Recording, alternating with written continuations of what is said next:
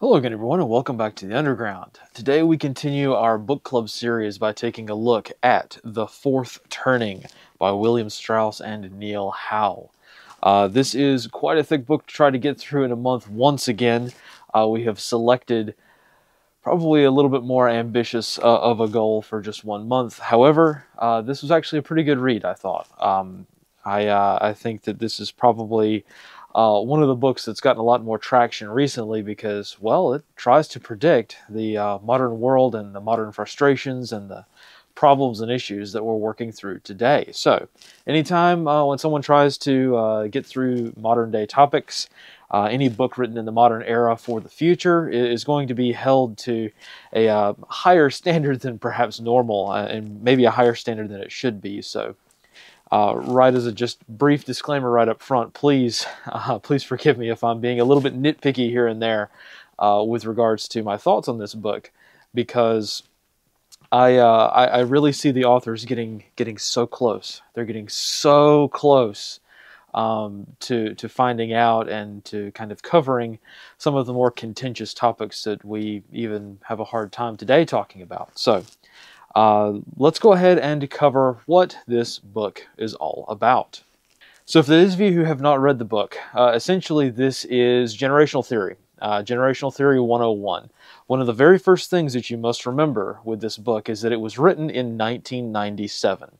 So, you know, that's quite a long time ago in terms of current events and in terms of trying to predict what was going on, because in 1997 our authors here were trying to predict what is happening today in the 2020s. Not exactly an easy feat sometimes. They argue, however, that it's very easy because of generational theory.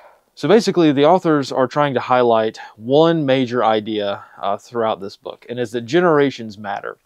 Really, when I was growing up, we didn't really talk about generations. We maybe have talked about like the baby boomers, but when I was growing up, certainly, you know, obviously it wasn't that long ago, but still, we didn't talk about millennials. Like I wasn't, 10 or 12 years old, sitting in school thinking I'm a millennial.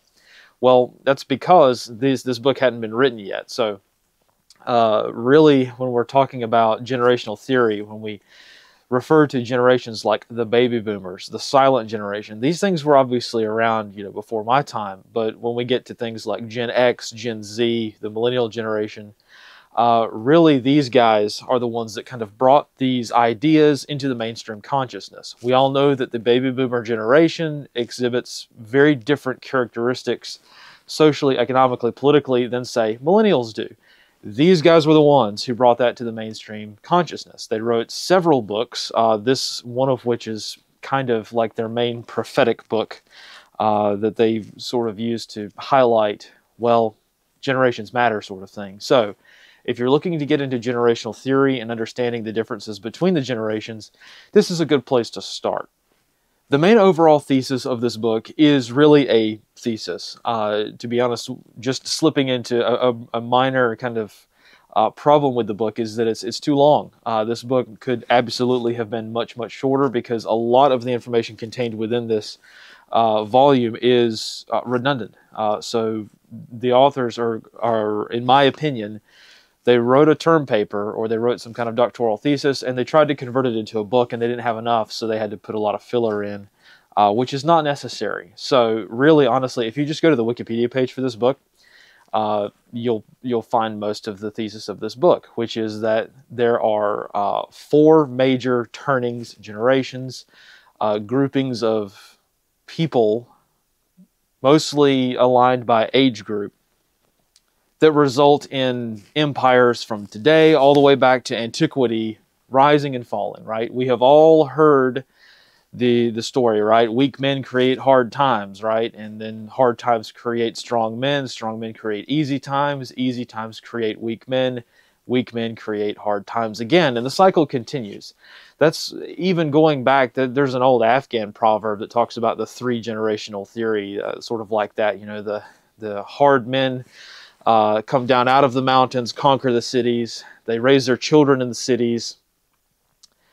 Those people who were raised in the cities start to lose the idea of warfare, and by the time their children come around, they have no idea what the mountains are like anymore. So we can kind of see how this sort of three-generation theory goes all the way back to antiquity with ancient proverbs, to be honest. The authors argue, well, yeah, this is correct, but really it's four turnings. It's a four pattern cycle where we have, spring, summer, fall, winter, with regards to how things turn out. And let me just briefly kind of outline that. So just to sort of highlight the four turnings so that you don't have to read too much further, the main four generational groupings, the main four turnings that the authors claim society kind of revolves around are as follows. The first step is the high, which is basically the end of the cycle occurring after a crisis, a major world war, the authors maintain. After that comes a high, a period of economic growth, societal wealth, abundance, and social hierarchies kind of reaching their peak. After that comes the awakening, which is basically the children of these people, which tends to be more of a societal shift towards the individual rather than the collective identity that their parents had, according to the high generation, right? Following that, the people who, once they shift into more of an individualistic kind of mentality, a period of weakness occurs in which we've kind of found ourselves one day in a situation where there's no shared cultural identity. Everyone's an individual in society. Well, once this happens, we move into the fourth step, which is the crisis. Generally speaking, a world war or some kind of global conflict that arises, and it may not be a direct result of the unraveling stage, which is the kind of the third step there, but it's more along the lines of a period in which the unraveling step didn't make anything easier, because everyone's an individual, everyone's kind of built their own little society in their head or in their local communities, and there's no shared concept of the nation state anymore. Now, this is kind of where the authors kind of diverge a little bit, because as we can kind of see, the first step, the high, okay, that makes sense. The awakening and the unraveling step, normally that's condensed into one single step. The authors maintain that it's two separate steps, but basically everyone going back to antiquity says these are kind of the same sort of idea. And the crisis, of course, is the crisis that results in absolute devastation, and then the rise from the ashes again to the high. So we can see how the cycle continues. If you were to smash step 2 and 3 together, you get basically generational theory. Basically the three generational kind of theory that most of, I would say, humanity kind of agrees on. So, of course, me just sort of describing that, you can kind of see how the authors they're getting onto something here. They're really hitting the nail on the head with regards to how empires rise and fall. The differences that the authors kind of bring to the table are in the text themselves, and they kind of highlight a lot of the cultural side of things, not so much the political side that kind of makes a big difference. So really, that's kind of the thesis of the book. One of the more interesting parts of the book, if you're looking to read it, you can probably just as kind of like an FYI, you can skim almost all of it, but I would encourage everyone to kind of read chapters 10 and 11, because these chapters at the very end of the book actually have predictions and have suggestions. Now, the predictions, in my opinion, are kind of way off, because the authors, in my opinion, okay, this is me being nitpicky, I think, but in my opinion, the authors have a lot of problems with their own underlying argument. They have built a lot of their theories on a rocky foundation or an unsolid foundation, and because of that, when they get to their predictions, they're off base. So, we'll talk about that, I guess, in a moment, but let me just go ahead and kind of pick through some of the predictions, and maybe you guys can see some patterns kind of emerging. So again, just reading from chapter 10 here, for those of you who want to follow along. They have, at least in my copy, I'm not entirely certain if you guys have the same copy as me, but they have a series of what they call unraveling era trends. basically circa 2005 scenarios that might seem plausible. So again, the authors, 1995, they're trying to write not too far into the future, but as we all know what happened in 2001, and a lot of these predictions are pretty on point. So let me just kind of pick through a few of them. First one they mention is a financial crisis, right? Beset by a financial crisis, a state lays claim to its residents' federal tax monies. Declaring this an act of secession, the president obtains a federal injunction. The governor refuses to back down. Basically, civil war. Okay, so there's your first theory. Of course, we know little tidbits of that occurred, but I think the authors really overestimated the resistance the states had towards the federal government, because as we all know right now, there is no resistance on the state level when it comes to things like this. So the second theory is where we start to raise our eyebrows a little bit. Second theory, and I quote, "A global terrorist group blows up an aircraft and announces it possesses portable nuclear weapons. The United States and its allies launch a preemptive strike. The terrorists threaten to retaliate against an American city. Congress declares war and authorizes unlimited house-to-house searches." Opponents charge that the president concocted the emergency for political purposes. A nationwide strike is declared. Foreign capital flees the United States. How about that, huh? Isn't that a little weird? 1997. It's almost like everyone knew what was coming to some degree. Now, of course, there are, minor problems with this, but 1997. So it's like, what? How did they know? How did they know? Well, it's because it's not exactly that unpredictable. Like, these authors are not prophets, despite what they may want to think themselves as being. You know, and I'll kind of talk about this with some of my, again, nitpicky kind of problems with this book. But it's like, look, man, it doesn't take, some genius at some, Ivy League school to figure out what was coming. Anywho, let's see here. The third theory they have is an impasse over the federal budget reaches a stalemate. The president and Congress both refuse to back down, triggering a near-total government shutdown. The president declares emergency powers. Congress rescinds his authority. Dollar and bond prices plummet. The president threatens to stop Social Security checks. Congress refuses to raise the debt ceiling. Default looms. Wall Street panics. Okay, as we all know, this never happened because, well, Congress and the presidency and the entire government kind of is in lockstep when it comes to money. So again, that theory is a little bit of a wash, but it's interesting that some of those elements did in fact happen. All right, continuing on with the next one, and this is the one where we're all like, oh boy, oh boy, here we go. All right, the next one. The Centers for Disease Control and Prevention announced the spread of a new communicable virus. Do I need to go any further? I think I shall anyway. The disease reaches densely populated areas, killing some. Congress enacts mandatory quarantine measures. The president orders the National Guard to throw prophylactic cordons around unsafe neighborhoods. Mayors resist. Urban gangs battle suburban militias. Calls mount for the president to declare martial law. Yeah. Okay. 1997, people. 1997. Anyway, it's not like this was, again, it's not like this is like any particular prophetic. We knew right from the very get-go, that this was, going to happen. Of course, one of the things the authors absolutely tragically seem to just miss is the resistance from politicians. Mayors resist. Name one mayor that did. I mean, good grief. I'm sure there are some, and I'm sure everybody's going to be typing in the comment section about their little favorite politician they like. But it's like, look, man, does anybody but me remember how Texas, the champion of freedom and independence and all of that, right? Right now, their governor's going, pretty hot with regards to just politics in general, except for maybe the Gaza thing. But like, look, man, does anybody forget the whole hairdresser scandal? Like, I feel like I'm the only one who remembers that. They were throwing, like, dog groomers were allowed to frickin' groom dogs, and yet we had to activate, or rather, we didn't do anything.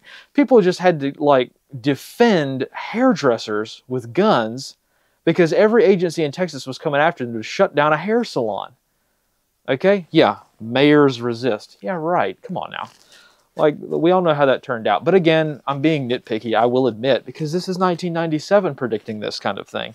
Now, obviously, the authors, because they're predicting this for 2005, they probably had a little bit more pessimistic view of the world than I do, even.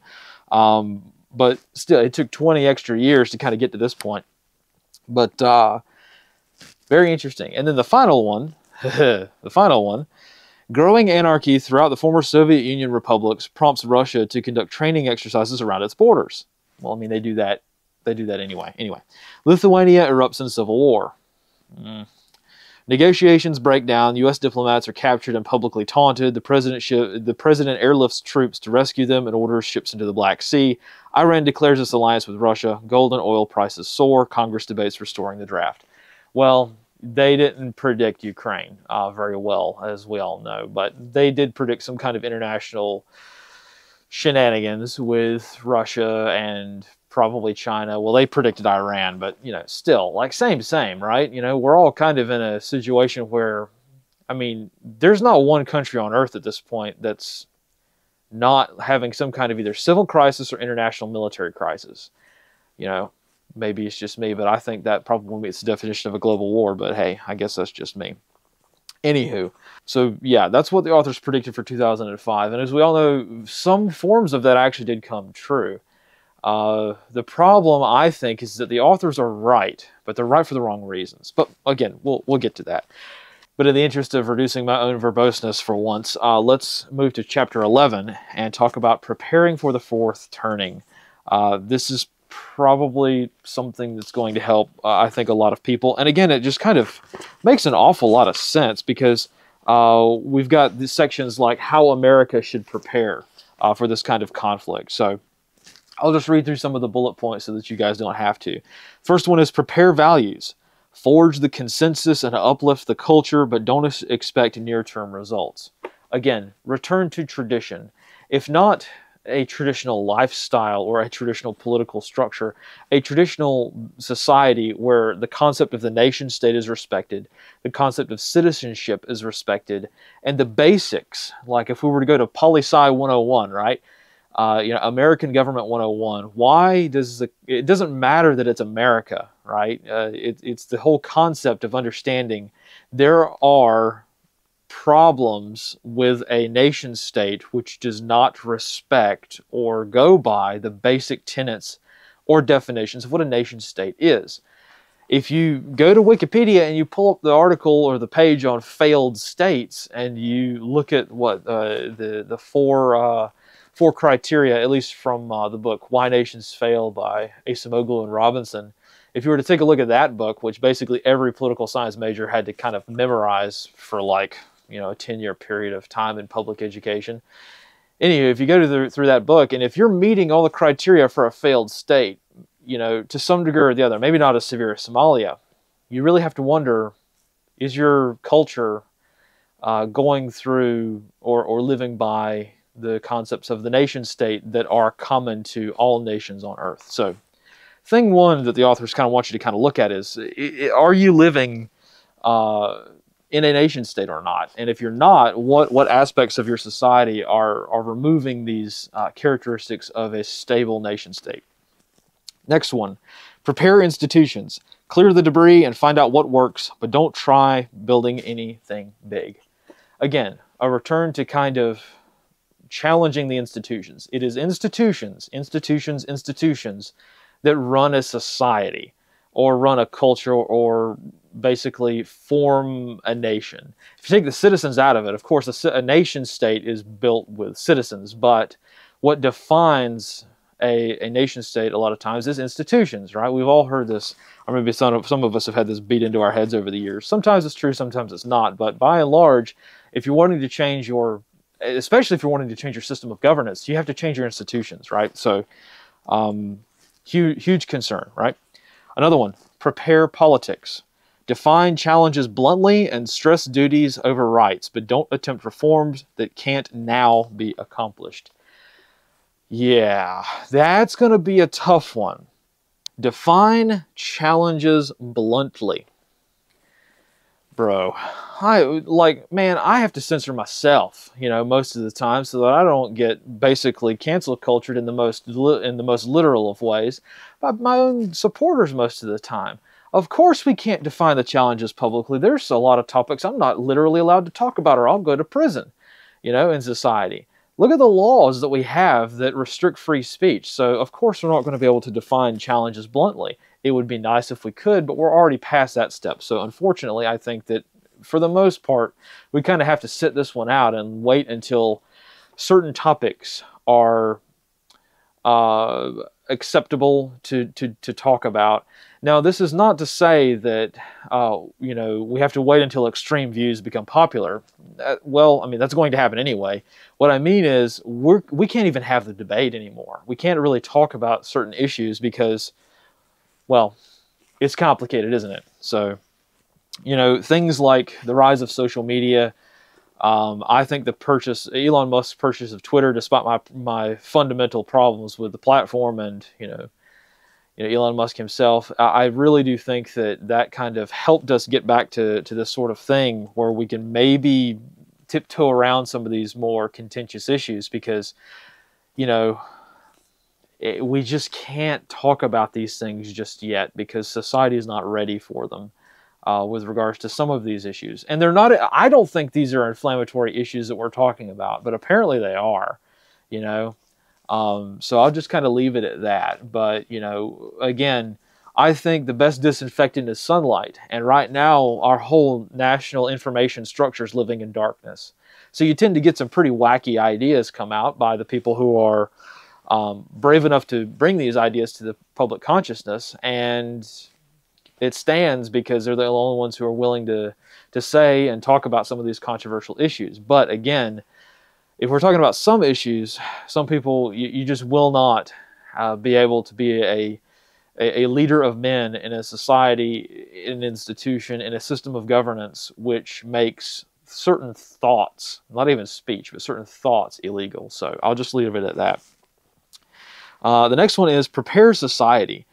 Require community teamwork to solve local problems, but don't try this on a national scale. Again, build community. Again, easier said than done, isn't it? Isn't it very easier said than done? Because the fact that we can't get through this fourth one, the prepare politics thing, define challenges bluntly, if we can't talk about the problem, we can't solve the problem. The first step to solving any problem is identifying the problem. And we can't identify the problem, even if the problem is telling us, hello, I'm the problem, I'm over here, I'm the problem, I'm the cause for all of this, or a good chunk of the problems in society. We can't identify it because we're, put on an IST list, you're blank IST or whatever. We can't identify some of these problems. And because we can't identify them, we can't build community around them, because the very minute that you start building community, and it's not just one problem, right? It's many different problems. So just me kind of, again, nitpicking this whole argument. They're right, but it's really hard to do what they're suggesting, because the underlying argument, I think a lot of times, is not necessarily correct. But they're definitely hitting the nail on the head with some of these, including the next one, which is prepare youth. Treat children as the nation's highest priority, but don't do their work for them. Good grief, man. That is absolutely a great idea, It seems like the authors knew that. I get the feeling that the authors are trying to tell us something that they can't even say themselves. But again, we'll talk about that in a moment. And then the next one is prepare elders. Tell future elders they will need to be more self-sufficient, but don't attempt deep cuts in benefits to current elders. Maybe preparing people right now for a life without Social Security is probably a good idea. That's exactly what they're trying to say. If you're in at the time they were saying, they were trying to tell people who are now getting Social Security. But right now the message for today's people is, hey, if you are middle-aged and you're working a job and you're paying into Social Security, do not expect it to actually happen. Don't expect to actually get any federal benefits when you are reaching your golden years, right? People my age and younger, we have already admitted this. We have already kind of accepted this. We're not getting any benefits from the government. when we get older, because we probably won't make it that far. But in terms of people who are getting up there, you know, and they're getting close to collecting Social Security, or, hey, dare I say it, maybe even your 401k, you know, people like me, we're not necessarily investing too much faith in the whole global financial sector. So it, you know, is really challenging for us to kind of have the mentality of paying into a system that we're most certainly not going to benefit from. You know, if you tell anyone today, maybe who's, you know, late 50s, you know, early 60s, and they're starting to get the mail, you know, from the Social Security Administration, hey, you're starting to get close to the age you're collecting benefits. If you tell those people now, you're probably not going to get those benefits for very long. You know, they probably either won't believe you or they won't want to believe you. Whereas if you tell someone who's like 20 or younger today, hey, you're not getting Social Security, they'll look back at you and say, yeah, I know. Like, I know. Like, it's not happening. So, you know, if you don't have, you know, preparations now, it's going to be harder later. So that's what the authors are trying to tell us, at least. The next one is prepare the economy. Correct fundamentals, but don't try to fine-tune current performance. Okay, this is where the authors kind of assume that our economy is not being controlled by, like, I don't know, maybe around 2,000 people around the globe. They assume that our economy is you know, we have gains, we have losses, and it's all a natural system that has no outside influence whatsoever. We all know that's BS, right? So the authors kind of go off the rails with that one, but again, we'll talk more about that. Prepare the defense. Expect the worst and prepare to mobilize, but don't pre-commit to any one response. They're talking about it on the nation state level, but I think what they're trying to say is prepare, you know, prepare your families on a very, very local level for a very hard time, for a global war, because they say it's coming. So yeah, that's kind of one of the ways, this is kind of the overall things they say. They have some others here, and I'll just kind of briefly read through them. Rectify, return to the classic virtues. Okay. Converge, heed emerging community norms. Bond, build personal relationships of all kinds. Gather, prepare yourself and your children for teamwork. Root, look to your family for support. Brace, grid for the weakening or collapse of public support mechanisms. Hedge, diversify everything you do. And so on. Yeah, I think that's the last one. So, yeah, not bad advice. Like, really good advice. This is why, this kind of thing is why I would recommend for people to read this book. I have nothing but respect for what the authors are trying to do here. However, there are some kind of nitpicky issues that I have with the book. So let's go ahead and kind of go into these, hopefully kind of expose some of my own biases, and so that you can understand where I'm kind of coming from. And some of these issues may be an issue for you. They may not be. I'm not perfect, but I don't have time to sit here and list all of my faults, though they are quite many. So we'll just go ahead and talk about some of the problems that I have with this whole overall idea.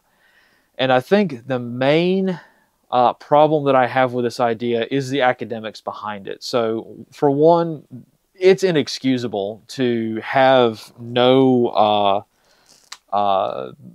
subscripts when you're talking about a statistic. There were so many times throughout this book where I'll read like a really dubious or really like questionable statistic, like in the text, but there's no like any other research book you would have, you know, a subscript or something, like a number, you know, that would reference like a short title at the bottom in the footnotes here. There are no footnotes anywhere throughout this book. Really, if you want to find out what the authors are talking about, you've got to go to the notes section of the book, which is divided by I mean, it's divided by section. It's not even by chapter. So it's like impossible to find anything and corroborate what the authors are saying. So, you know, these two guys are academics, so they should know better. And this may be an editor's thing, but I don't think so. I think that this is a problem, and that is, to me, inexcusable. So, problem one, okay? The major other problem that I have is that the research itself like I wrote here in my notes, my main thought throughout the entirety of this book, when they're trying to make a point on something, is weak correlation. Yes, there is a correlation between this and this, but it's weak. Like, I could find any other statistic to disprove your point immediately. And I think that the reason that they had to do this, looking back, one of the people on Patreon, let's see, Jeff here brought some. I'm not going to read the whole thing here. I'll just kind of summarize Jeff's idea here, and is that the authors published what they could, and that's something that I forgot in my notes. So I really appreciate that, because it's true. It really is. When I say my chief problem with this and why I hold works like this to a higher standard is because I see them going in the right direction. I see them going so close to the truth, and then they veer away from it violently at the last step. That doesn't make any sense. When you see someone thinking, they're connecting the dots all the way around the page, and then they get to that last dot and they veer off the page entirely. That's what this book reads like sometimes. And that's what Jeff kind of points out, which I'm appreciative for, because I kind of forgot, because I'm so sick and tired of people doing this. We all have to do it to some degree, but I'm so sick and tired of people doing this that I forget that this is a book that was published by a publishing company. Let's see who my copy was published by. Again, 1997. There are no independent journalists. There's no such thing as independent, scholarly work. If you wanted to do something like this, you had to go through university. So, yeah, let's look here. I have this is a Penguin reprint, of course. So let's see, Three Rivers Press originally. Yeah, it's in the Library of Congress underneath this title as well. So it's like, yeah, if the authors rightfully called out like the world elites and dropped names, or empires, or like caste systems, or whatever, if the authors of this book named a lot of the world elites that we know are driving society, off a cliff in some cases, they wouldn't be allowed to publish it. So this book is an 80% solution. It gets the truth into people's hands so that I can hold it right here, and it's not stuck in some, musty warehouse, or it's not stuck in some kind of, academic cesspool of just being in a scientific journal, right, or some kind of social sciences journal. This has actually gotten to the hands of the average citizen, and it gets people thinking. So I'm very appreciative for that, even if I myself am a little bit nitpicky and overcritical of this, because I see them getting so close. They're so close, and then they veer right away. They'll say, like, and the biggest one is like the economy. Like, these guys, like, they're so brilliant when it comes to like society and the generation, the generational gaps and stuff like that. But anytime they talk about the economy, they talk about it as if it's this perfect la-la land where it's all like perfectly natural. There's no problems with it at all, and there's certainly no guiding force behind it. Whereas in today's society, pardon me for expressing, I guess, what is sort of a controversial idea, is there any part of our global financial sector that is not controlled or deliberately manipulated by, thousands of different competing interests? Like, that's been kind of the assumption since like the 1930s, right? Is that our global financial system, especially what's going on in the United States, they don't, as far as I know, they don't mention the Fed or anything in this book, and it's like, pardon me for thinking that our finances are manipulated, but it seems to be like, we're manipulated. Another thing that they mention is that they completely ignore is malign actors, and I understand why. They wouldn't be allowed to publish it if they said, all right, look, let's flip through here to this magic page of prophecies, which I in my notes pointed out is a little bit illustrative of the author's ego, because they call them prophecies, not predictions. So there you go. But what are these? Let's see, how many are there? 5? All 5 of these have come true to some degree, but they didn't occur naturally. They occurred because the United States government did it, or some other government did it. Like, that's the part that I have a problem with. This stuff doesn't just pop up out of nowhere. A fiscal crisis. Well, yeah, it's occurring right now, and it happened in 2008. It happened many times since the authors published this book, but none of it was natural. It didn't just happen, right? It was a collection of manipulations that kind of came to a head. Global terrorist group. Do I even need to go down that rabbit hole? We all know how that worked out. Impasse over the federal budget. Yeah, we've shut down the government at least, what, 15 times a year now? You know, it's like they do this dog and pony show every year. And now, for some reason, somehow, I don't know how, but now we're passing, you know, federal budgets on like, what, a monthly basis? Like, you can't agree to fund the government for a full year, so now we're doing 6 months. Well, now we're doing 3 months. We're not doing a month. You know, it's like, we shut down the government like so often, you know, and it's like none of this happens, you know, because it's like it's all one big club and we ain't in it, right? You know, that's the kind of thing that I think is ignored by the authors, is how much external control and influence guides all of this. These seasons, these 4 turnings, they're not happening naturally, at least not this time. Now, they may have happened naturally throughout history, and the authors give you a few pages here to cut through with regards to history, but you know, by and large, something bad happens, you know, you got to look who's behind it, because it didn't happen naturally. So, you know, that's definitely a cynical view of mine. It really, really and truly is, and I'm trying to find a way to talk about it without sounding like a crazy person, because the evidence is stacking up here. You know, the evidence is stacking up, and I'm having a really hard time coming to terms with what a lot of it means, because, you know, we all have to deal with this to some degree, but I think, at least for me personally, this may not be anybody else but me, but I'm having a really hard time. Sometimes, other times it's not hard at all, but I'm having a really hard time in some cases coming to grips with the fact that basically everything I was told is a lie. You know, in school, in college, in my my comparatively short career, coming to terms with that has not exactly been easy, and moving on from that is also not easy as well.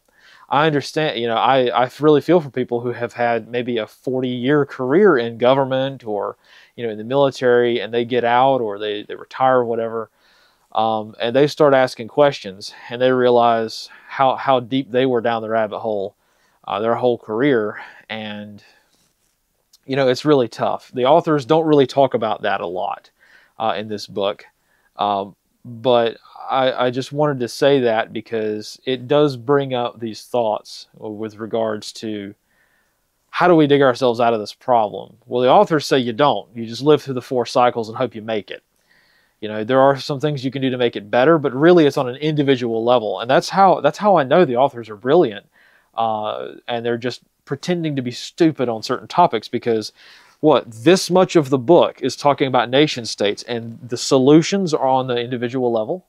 You're telling me that all the authors said, hey, the governments are causing problems in this part of the book, and this part of the book is how you save your family. You know, if they were disingenuous, they would say, like, this is the government, this is the problems being created, this is how government's going to fix them. That's what they would do if they were disingenuous. But no, all of their solutions are on an individual family unit level. That's how I know that I think, maybe this is just me, you know, tinfoil hat time, I guess. I think the authors really are trying to get us to think for ourselves, because they can't publish what they really think. Maybe they can publish 80% of what they think, but they can't complete that last bit, because the world isn't ready for it. And by the time the world is ready for it, this pendulum will have swung so far in the other direction, it won't be a good solution either. So, yeah, I really do appreciate works like this, and it really does highlight the pickle we're in, doesn't it? You know, I didn't expect things personally to be this. You know, maybe I did. You know, I grew up reading Tom Clancy and so on and so forth. So it's not really, you know, out of the realm of possibility. Like, nothing really surprises me. What does surprise me is not like events; it's people's reaction to it. A lot of times, and the authors don't mention that a whole lot. They don't mention, okay, there's going to be a lot of crazy people walking around with, you know, a lot of power, and they kind of don't mention that at all. They don't mention the world elites. They don't mention, you know, that the vast majority of society is going to be like, you know, on psychotropic drugs or otherwise in need of them. So that kind of gets left out. So if you read this book and you think this is going to be a Bible for your way of surviving the next 10 years, it's not. It's not going to happen. It may cause some ideas to click together, but by and large, the predictions, the solutions just they kind of go off base. And you might get put off at times. I should mention this because somebody else did. The authors really lean on a lot of pop culture references. A lot of times, pop culture references which have since become irrelevant. Like they have a lot of tables. Let me see if I can find one. That's not one. They have a lot of tables throughout this book talking about, okay, this is what each generation is known for, and they have a couple of tables which are like the celebrities that each generation will like be known for. And like I flip to the millennial one because I begrudgingly am in the millennial generation, and I'm like, I don't know any of these people. So I thought, that was kind of funny. I think I remember Michael Jordan. It's like, yeah, okay, here we go. Here's one of the tables. It's the millennial generation, 1982 to question mark, because again, this book was written in 1997, so they don't know when the millennial generation is going to end. But it's like famous members of the millennial generation: Newt Gingrich, Michael Jordan, Brad Renfro. Like, first, I don't know who Brad Renfro is. Michael Jordan is he relevant to any millennial? Maybe, I don't know. Newt Gingrich, come on, man! Like, seriously, I forgot about that guy. Like, good grief! And the famous women. Oh, that's the better one. Hillary Clinton. Okay, she's pretty famous. Jodie Foster. Not really. And the Olsen twins. Like, I forgot about these people. Really, like, and they're supposed to be like famous people that we attribute to being millennials. Anyway, I don't know. That's what happens when you put a couple of academics in a university and you don't let them engage with the real world. You get weird stuff like that. So, and these references are throughout the book. So it's like, what are they talking about sometimes? Because it's like, man, I'm in this generation and I don't know what this is. So anyway, but again, 1997, they're trying to do their best. So we got to cut them some slack. I don't cut them some slack, and I should. But yeah, it just highlights, man, how screwed we are when it comes to the things that we don't think about. Like, look, man, you give me a solid task, all right? You give me the nukes, you give me the doomsday apocalypse scenarios, you give me the bushcraft tasks, you give me all this stuff I can do with my hands. All right, fine, cool, fine, I'll work through it. At least it'll give me something to do. You know, I did not expect World War III to be a fifth-generation war. I don't think anybody did, and I certainly didn't expect the majority of the battles that we fight to not really be battles, for one, and to also be against people we didn't expect. You know, I feel like most of the days I'm fighting people that should be on my side. You know, I feel like I'm, you know, running up against walls. I'm hitting barrier after barrier after barrier with people that, you know, 5 years ago would have agreed with me. You know, and it's like, you know, I don't hold any what I would consider to be extreme views. You know, but nowadays being a normal person is an extremist, so I guess that, you know, I guess there's that. But, you know, I don't know. This book causes a lot of thoughts, and I really do appreciate that. I really do appreciate books that make you think, you know, because we just have so few of that, so few of books like this. In our modern world, at least, you have to go back quite a long ways before you get any kind of intellectual stimulation. So definitely worth checking out. I said that this was going to be a short look at this book, and once again, I'm looking at my timer here, and of course, I have rambled on for far too long once again, so sorry about that. But yeah, these books are this book is very interesting. I'm glad that we took a look at it. I don't think it's a waste of time, but skim the first part of it. Read like the cliff notes. There's been like 15 people who have done book reviews of this already online, so just Google it. Find somebody who did a book review of it, or like an overview or a summary, whatever, and then read the chapters 10 and 11. That will probably help you out quite a lot. The book's not expensive; you can find it anywhere, and having hard copies of books is becoming increasingly more increasingly more helpful. So just me personally, when I find books that I like, I try to get it in as many formats as possible. I don't like audiobooks. I used to. I don't like audiobooks anymore, but what I'll try to do is I'll try to get a hard copy, a digital copy, and the audiobook version if it's available. And I think all three are available for this. So I would recommend it because, you know, it's one of those books that kind of lays the foundation for people kind of waking up out of this mass psychosis that they're in. And though it doesn't help you deal with the sheer insanity of the general public nowadays, I still think it is a very, very valuable addition to, you know, our modern lexicon, if you want to call it that. So I think we'll wrap things up for there. Like I said, I've already rambled on for far too long, so we'll just cut it short and call it a day. But again, this was a pretty good read, and thank you all of you, especially those of you on Patreon who gave me some pretty good ideas and gave me some pretty good feedback. And I really appreciate a lot of the discussions we've had about this, because it's a really good discussion topic for sure. So thank you all for that. I really do appreciate that. Very few people seem to want to talk about these things in a civil manner anymore. So I really do appreciate that. So thank you all for your support. Thank you all for pitching in and taking a look at this one with me, and we'll move on to the next one. So again, thank you all for watching, and we will see you next time. And as always, fight in the shade.